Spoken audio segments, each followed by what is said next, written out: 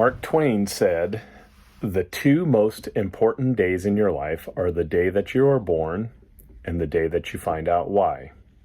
For a little bit of context as to my why and how I found out the reason I was born, please watch this short video.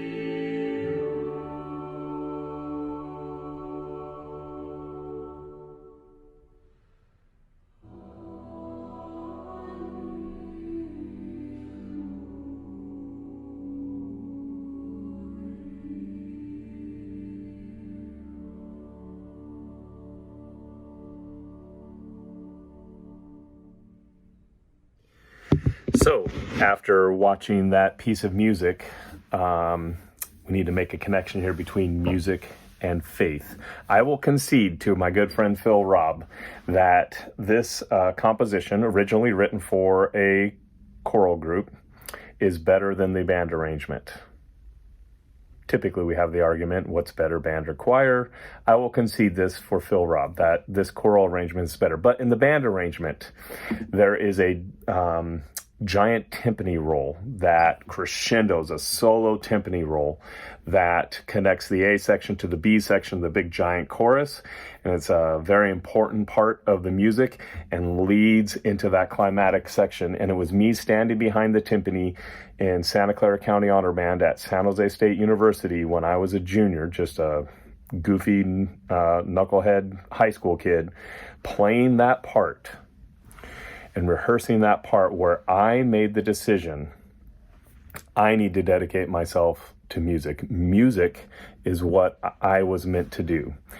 And ultimately, I had to go convince my dad that I did not want to be a business major, which is what he wanted me to be. I wanted to do music. And many of you have heard me tell that story or share that story with kids or audiences before.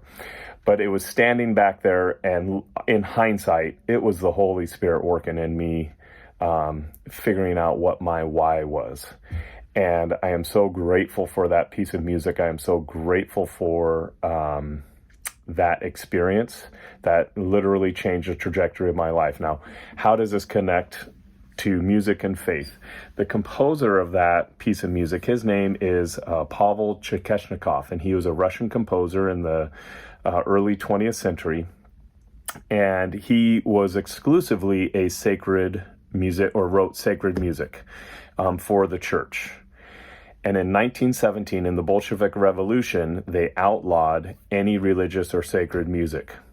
That piece of music was the last thing he wrote that was sacred music.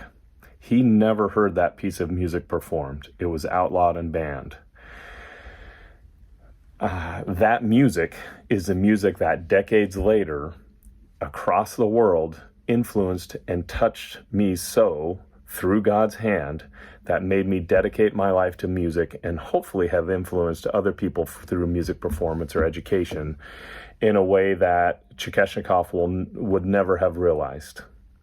Here's the other context or important information about Pavel Chekeshnikov. After never hearing that piece of music before, the Communist Party blew up the church, the cathedral, the basilica that he was the last choir master in. That event so shattered him, he stopped writing music altogether.